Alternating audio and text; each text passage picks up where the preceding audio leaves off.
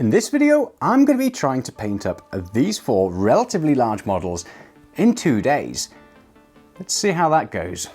So I recently printed these models to see how many I could print off with 1 bottle of resin. The STLs were sent over to me by Mammoth Games, more on them at the end of the video, and I decided to set myself the silly challenge to see how quickly I could print these off, or basically set myself a time limit of 2 days to get them done. Now bear in mind, I also have 2 gremlins at home that I basically look after full time, and they're always, begging for my attention. I also have a day job, just life to live. But in this case, I'm gonna put all of that aside, maybe not the children, because I might go to jail for that, and see how quickly I can paint them up. So let's get on with the video. I have no idea how this is gonna go. So to kick off this challenge, I pulled out my airbrush that had already been primed, but I decided I was going to kind of cheat for this, and I figured if I could go for like a 2-tone color base system on all of the different models, then I could move on to the brushwork afterwards. So initially I was going to use some airbrush paints, but then I decided I was just going to use the speed paints just because I really like how they come out, and again with that zenithal prime underneath, they just look quite nice. And I found sometimes with the airbrush paint, it's probably just me doing it wrong, is they can be a bit grainy or sandy, whereas these just give a really nice smooth consistency.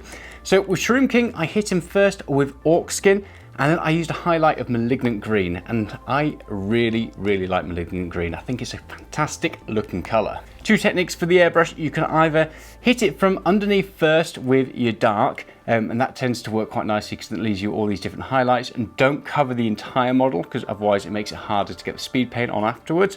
Or you can come in straight away with the highlights and then go in afterwards with the darker color. I switch between them. I don't really have a preference, but you never know.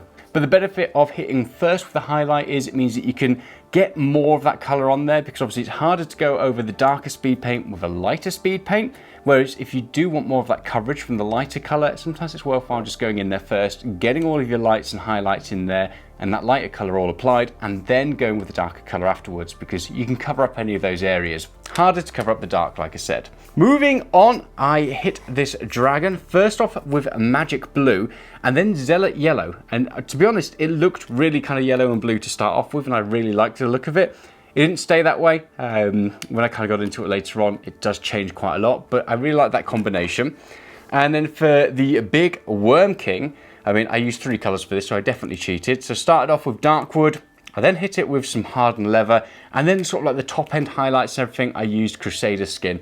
And again, I really like that sort of 3-tone combination with this one. And then finally, I hit the big sort of demon thing with this Hive Dweller Purple. And I also used the contrast paint for Lupus Pink. I really like that color. It looked fantastic on my little tiny nids I did a little while ago. So once that was taken care of, I had all 4 of them very quickly. It took me about 45 minutes. I don't know if that's fast or slow with an airbrush, but for me, I was pretty fast. I had them all done and ready. And then it was on to all the different paintwork.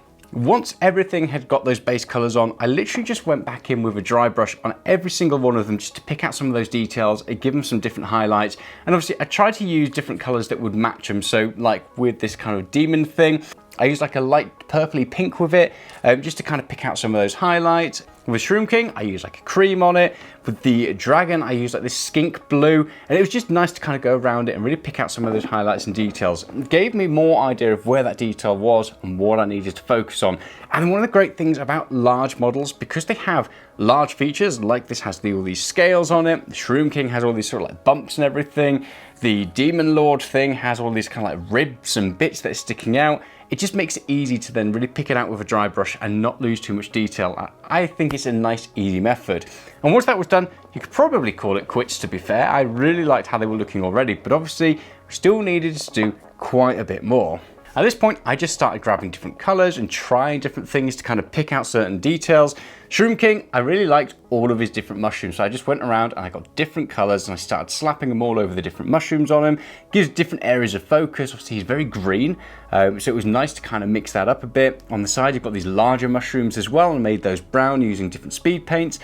I liked the way that was starting to look. And I didn't want to push it too much further, and especially since I had other things to do. When it came to things like the dragon, I really wasn't sure. This is probably the one that I got the most stuck with. I went around and again, I picked out some of the highlight areas, some of like the spines on his back, his sort of like tail, his teeth, his tongue, and all of that. I gave him a bit of color just to kind of make it stand out a bit, but I wasn't loving him and I just wasn't really sure what to do next. It looks pretty good, but also plain at the same time. I wasn't too sure what to do with that, but we'll come on to that when we get to day 2. When it came to the big worm thing, less is more. I really enjoyed painting this one. I didn't have to do too much. Things like the teeth, I used the Speed Painter Pallid Bone just to kind of pick those out. I went round and I hit them with some metallics on like these kind of badges and everything. And then when I came to the chain, I did this like rusty dust effect, and I really like it. And again, that's thanks to the base coat that I was using, because there's so many different tones and it already looked quite dusty. All I did is I lightly brushed on some silver onto bits of the chain and left a lot of that sort of like brown rusty look underneath it. I think it looks really good the way it turned out. I'm really impressed with it actually, and I'll probably use it in future videos as well. And again, the same with things like the talisman on the top and the smaller chain. During the highlight stage, I brought up his skin quite a lot, so there's a lot of lightness on there. I then just went over it with a layer of Crusader skin and pretty much called it quits at that point, because I think it looked pretty good. Moving across onto the demon, I literally just went around and did some further highlights on it and didn't really do too much else with that. I wasn't sure where to take it, so I kind of left him there. Once I'd got all the different highlights on there and picked out certain details, I then went to my trusty oil washes. And these are really great when it comes to your large prints, because you get so many details that oil wash soaks into. So I just chose darker versions of whatever I had in front of me, got that oil wash out and just washed it all over the different models. When it came to the Shroom King, I very, very quickly, pretty much instantly went back in with a Q-tip and started wiping it off things like the mushrooms that I didn't want to have tinted, and just any areas I wanted to kind of clean off a lot of that pooling. When it came to the others, I left them for about an hour and then went back in there and gave them a bit of a clean up, but didn't really need too much work to get them clean. One thing that I did do, because I knew that I wanted to go for a fiery base for this dragon, I always had that in mind, because obviously where I had that failed print at the top, I wanted to have that like a volcano or some kind of like magma coming out.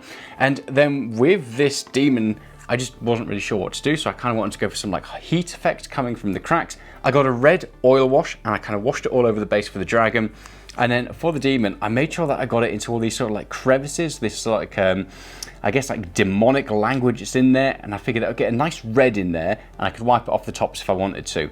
I was really happy with when they actually dried and that red stayed there and it looked pretty good and it still stood out. And same with the base for the dragon as well. It gave it this like heat effect coming through the cracks. At this point, there was very little more I could do, because I had to wait for all the oil washes to kind of properly dry, because otherwise I'd just be smudging it all over the place. So I left them overnight. Then I came back to it for day 2. So at day 2, there wasn't really much more to do. When it came to Shroom King, he was just easy enough. Literally, it was just a case of picking out the eye details, doing a bit of cleanup here and there, maybe adding a bit more color to make it pop. And then I just popped some gravel onto the base and a couple of tufts as well, and I called it done. I really like how he's turned out. I think he looks fantastic. He's a pretty simple paint job, but he looks menacing enough to be a big monster on the table. With the demon, I was still stuck. I didn't really know where to kind of push it. I think he looked pretty good already, and I didn't want to mess it up by adding some extra details that didn't need to be there. So I just went around with a red dry brush around the base and the rocks and stuff, just to kind of make it look a bit more like there was some more heat coming from it, some kind of magical effect on this like totem that he stood on. And then I added a bit of gravel and another tuft, and again, called him done. The two that I really had a lot of fun with when it came to day 2 are obviously the snake and the dragon. First up, let's talk about Big Snake King. And recently I did this effect with blood that's going all over the place with like skeletons and demons and everything. And he needed it. He's got this big mouth and it looked pretty cool on its own, but it looked too clean. He just burst from the ground and I almost wanted to stick like an arm kind of coming out of it, but I didn't go that far. So I grabbed my Uhu glue, no idea, and this is still blood effects, mixed them together and stuck it on in there, and gave him this gory, messy mouth. I really like it. I think it looks fantastic. It's got this nice gleam to it. It looks like this wet blood. He looks as though he's just grabbed somebody and ripped him apart with that awful, drilling, horrific mouth. I really like it. I think that looks good. And I really love that sort of effect. I just think it adds a little bit extra. It's a nice contrast as well, because you've got this bright red versus this sort of like darker brown that's all over it. So it gives a nice area of color when everything else kind of blends in nicely. Moving across onto the dragon, like I said, I was stuck with this. I really wasn't too sure what to do. I knew in my head that I wanted some kind of fiery base, and I quite liked the colors already, but I just wasn't really figuring out what to do with my paint scheme. What I was originally going to do was grab a glue gun and kind of make all this like melted magma coming out of those rocks. But then I figured, why not do the Uhu glue and just see if this worked? So I mixed it with some orange, just standard Citadel paint, just to see if it did work and have the same effect as the blood. Unfortunately, it did. Now you need to be quite quick with this because it starts to dry relatively quick. It's very tacky and it can get very stringy. Great for gore, but not great for lava that's going to be kind of like flowing. So I globbed loads of it around that cracked base and put it all over and made this like kind of flow. It was all bright orange at this point, so it really stood out and didn't look right, but I figured it was starting to give me a decent base to work with, and I was happy with how it turned out. I then left it to dry, went back in and used some very kind of thinned down paints. So I started off with a white all around sort of like the top areas or where it would be the hottest, kind of smoothed it out to a watered down yellow, and then joined in some watered down red as well. And then I just kind of went back and forth and blended it, I pushed and made it lighter, made it a bit darker, experimented with things to get something that eventually worked, and I think it looks fiery, kind of like magma. I don't know, you guys let me know in the comments, but I like how that turned out. It's not the best, and if I went back in there, I'm not entirely sure what I'd do differently, probably use more of it. I think there was just too little of it on the base to really stand out as like this kind of volcanic eruption. So in future, I would probably use more, but I'm quite impressed with it for a first attempt.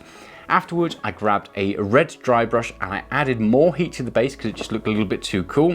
Blasted that all over the rocks and everything, not too much because otherwise it'd just be over the top and take away from the magma, but I managed to make it look a little bit hotter. And then it was to the dragon. And I would say that probably more is better when you come to the dragon. So anything underneath him, so like his neck, his belly, the bottom of his tail, even the bottom of the wings and like his claws and stuff, I just went over with a red dry brush and I tried to add more. Then I had a look at it and it didn't look quite hot enough, so I went back in there. I must have done this about 5 or 6 times before I got it to a stage that I was quite happy with.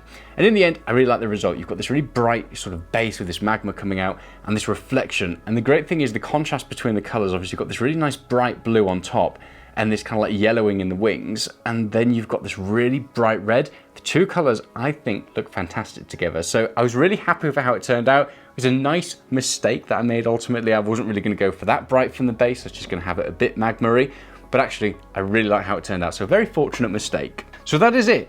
All 4 of them painted up. And they took me, I would say, just over a day to get done. So in the first day, obviously I did the airbrushing, the dry brushing, the detail work, and then the oil wash. And the next day, picked out a couple of those extra details and did things like the bases. And one of the reasons this took me so long is waiting for the bases to dry, so like Uhu glue to make sure it was set, and obviously the oil wash at night. If I'd been smarter, after the oil wash and everything had gone down, I should have probably started to put the bits on the base that were going to take time to dry. I didn't have that foresight, but just something to bear in mind in the future. So I've actually really enjoyed painting them. They took me less time than I expected. And I think it's just one of those things, when it comes to big models, even though they look really sort of intimidating because obviously they're big, there's a lot of detail on there, there's a lot of stuff, they're actually quite quick to do. Even without an airbrush, provided you've got a decent prime on them, it's relatively easy just to grab something like a speed paint and slosh it all over and then go back in with a dry brush afterwards. Once you've got those 2 stages, it's just a case of picking out certain details and certain areas that you want to stand out, and actually you can do them really, really quickly. Obviously, I could probably find some more details on here. Like with the Shroom King, it's got all these different spots, a couple of mushrooms that could maybe be picked out, but actually I quite like the way it looks. He's not over the top, it's not overly detailed in terms of my paint job. So it's up to you, obviously, how far you push them, but don't be intimidated by big models.